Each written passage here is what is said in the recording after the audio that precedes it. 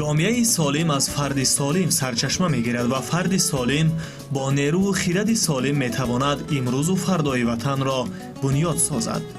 چه عضو به درد آورد روزگار، دیگر عضوها را نماند قرار.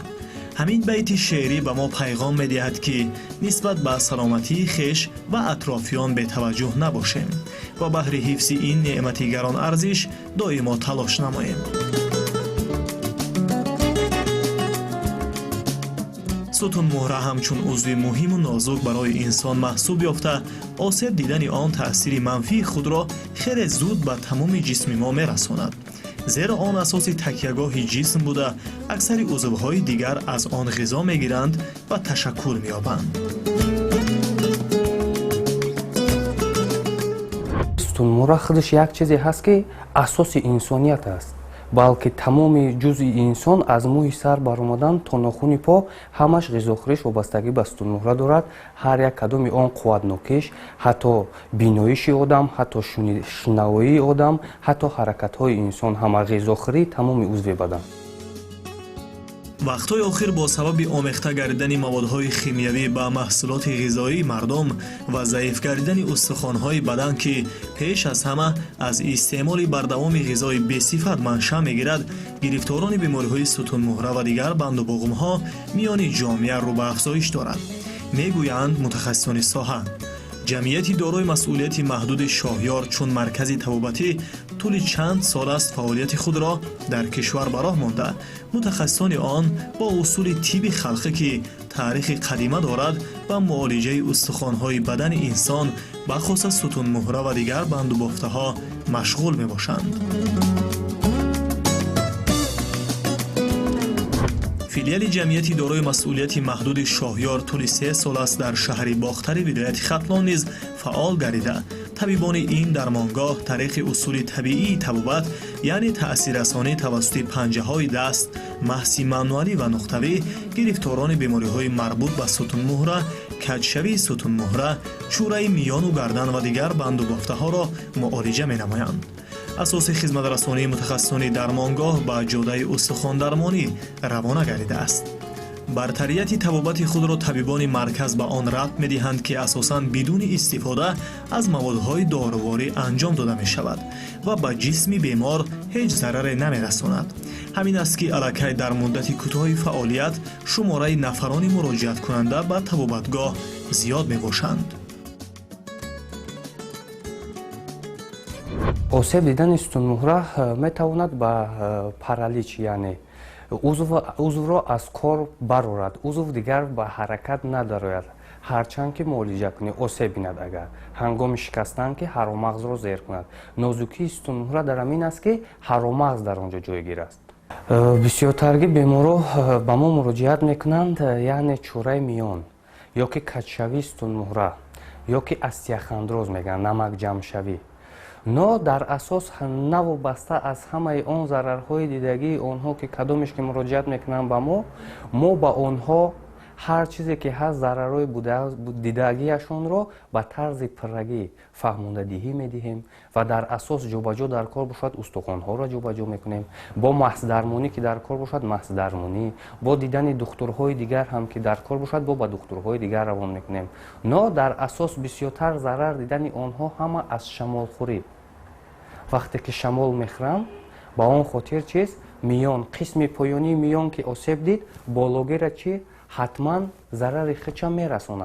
به خاطر که ستون مهره گفتن این یعنی ستون انسان، قسم پایانی که کج شد حتما دام هم یا که خانه هم ستون بش که کج شود تاش هم کج می شود. وابسته از همه آن ضررهای دیدگیشون ما کوشش زحمت‌های خودمون در سطح سلامتی آن شخصان چیز صرفه میکنیم و معالجه آنها را با طرز پرگی به حرکت باشد، با اون چیزهایی که لازمی با اون طرز درستی فهماندهی یا که معالجه خوب میکنه. با عقیده طبیبان چند عامل هست که باعث گرفتاری شخص با بیماری‌های گوناگون ستون مهره، گریژه یا خود چوره میان و گردن میگردد. به مثال کم حرکتی، فربهی، بیماری‌های ارثی و سرایتی، برداشتن بار وزنین، همیشه در یک حالت نشستن، در بستر ناراحت و ناموافق خواب کردن، عصبانیت و غیره.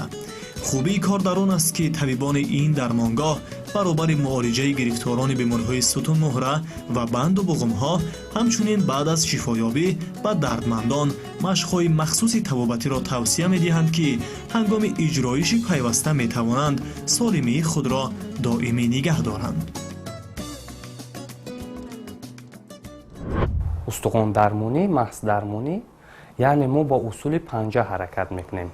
Он торҳои асабе ки ҳаст, вақте ки сутунмуҳра каҷ мешавад ё ки астиафит бигем ҷамъшавии намак мешавад, ранги устуғон шоха мезанад, онҳоро мо манипулятсия карда ҷояшонро кушод мекунем ва ба бемор ҳатман ҳаракатҳои дуруст дар асоси саломатиашонро нишон медиҳем ки бо гап ҳам худашонро муолиҷа кунанд ва дар хона фарзандошона, модаршона, хоб заншона ё ки он шахсоне ки ба онҳо азизанд, ба онҳо бо тарзи ҳаракати дурусти ҳаракат додани сутунмуҳраро мо нишон медиҳем.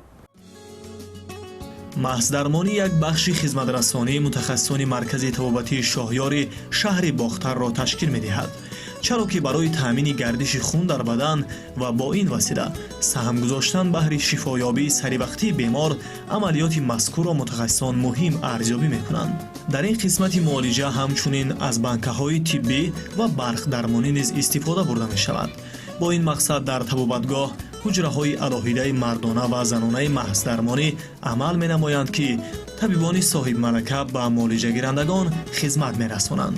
баробари муолиҷаи бемориҳои марбут ба сутунмуҳра ҳамчунин табибони шуъбаи тавонбахшии марказ бемориҳои кӯдакона, рахит, бемориҳои мардона ва хасташавии асабро низ тариқи усулҳои тибби халқӣ табобат менамоянд.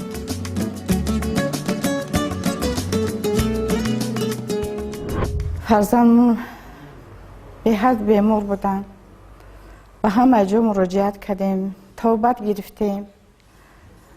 ман хабардор набудам аз клиникаи шоҳёр.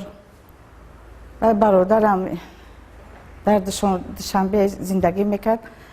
як рӯз ба ман телефон карда гуфт ки апаҷон гуфта ки ҳамун клиникаи шоҳёр гуфтани клиникаи номдори духтурхое гу беҳтарин дора гуфтак. хоҳарчам ҳамонҷа барин гуфтак мумкин гуфт пешравӣ шава, ҳаракатош нақс шава, фаъолияташ нақс шава гуфтак. мо бо ҳамроҳи падараш, бобош, модараш якҷоя маслиҳат кардем, баъд ба ҳамин ҷо ба клиникаи шоҳёр овардем. дуюм сеюм тобада ки пешравӣ шид кӯдаки муда, биби Оишаи муда. фаъолияташ нақс шид, фаҳмишаш нақс шид.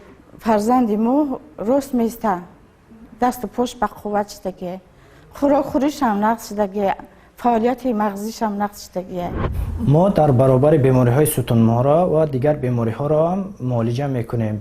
аз ҷумла бемориҳои кӯдакона, рахи ДЦП ва бемориҳои мардона, простата ва бемориҳои асаб, хасташавии асаб, депрессияу стресс. ҳамин намуд бемориҳоро мо муолиҷа мекунем. бемориҳои кӯдаконаро ба воситаи маҳздармонӣ, маҳзи табобатӣ маҳздармонӣ ва барқдармонӣ табобат мекунем. бемориҳои мардонаро ба воситаи маҳздармонӣ, маҳзи табобатӣ мо муолиҷа мекунем. бемории асаб бошад, хасташавии асабро мо метавонем ки маҳзи сару гардану рӯй гирем. бо банка ҳамун пӯсти ҳамун инсони шахси беморро ковок мекунем. хунгардиши ӯ барои хунгардиши ӯ хуб шидан ки ҳамун рагои ғизогирандаи по хуб шавад. по аст, даст аст, кадом ҷои организме набошад, ҳамун хунгардишаш хуб шавад. ва ба воситаи барқдармонӣ мо метавонем ки нерве ки аммо рагое ки карахт аст, аморо мо бедор кунем. инсон бемор мешавад аз миён, ҳатман мушакҳо зарари худашонро мебинанд, барое ки тамоми узви бадани инсон ончунон ки гуфтем вобастагӣ ба сутунмуҳра дорад. ҳангоме ки гардиши хун дар он узвҳо суст мешавад, он узвҳо шамолро ба худ мегиранд ва мо дар асос ин маҳздармонӣ, банкҳои тиббӣ, барқдармонӣ, ин чизҳоро ба воситаи он дар баробари устуғондармонӣ тавсия метиҳем беморора ки ҳолати зарари дидагии онҳо тезтар аз баданашон бироянду ва бемор ба сатҳи баланди солимӣ саломатии худашро ҳис кунад. табибони ин дармонгоҳ дар роҳи интихоб намуда рисолати инсондӯстиву хештаншиносиро интихоб намуда ҳамеша пайи омӯзиши нозукиҳои соҳа мебошанд. онҳо талош менамоянд то анъанаҳои тибби халқиро ҳифз кунанд, инкишоф диҳанд ва муаррифӣ намоянд. аз ҷониби дигар хизмати софдилонаву ғамхоронаро нисбат ба ватану миллат анҷом диҳанд. ҳамин садоқат ва касбияти баланди табибони даргоҳ аст ки дардмандони то ин муддат ба марказ муроҷиат намуда мегӯянд дар муҳлати кӯтоҳи муолиҷа беҳбудиро дар сиҳатии худ эҳсос намудаанд. беҳбудӣ ҳаст. аз ҳамин мардуми аҳолинишини хидмон хоҳиш дорам ки мақсад беҳбудӣ мешавад.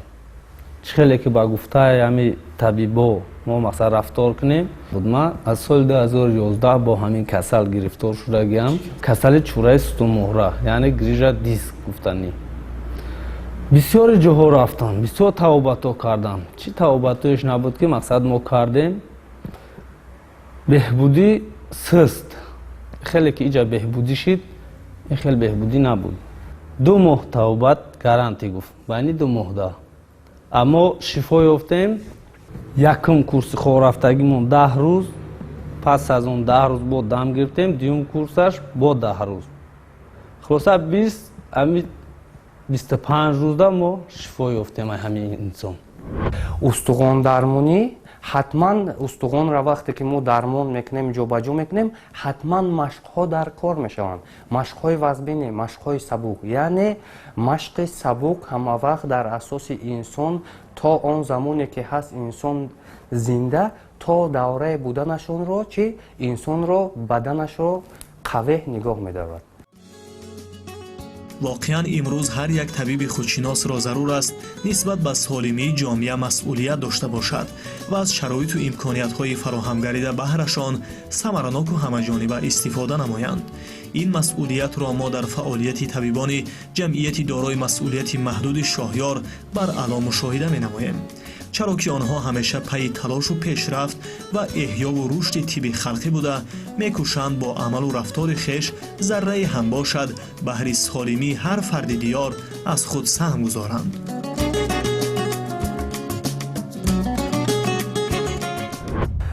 ҳаракатҳои кӯшишҳову заҳматҳоямон барои он буд ки мо 100% ин бемории сутунмуҳраро муолиҷаашонро ёбем.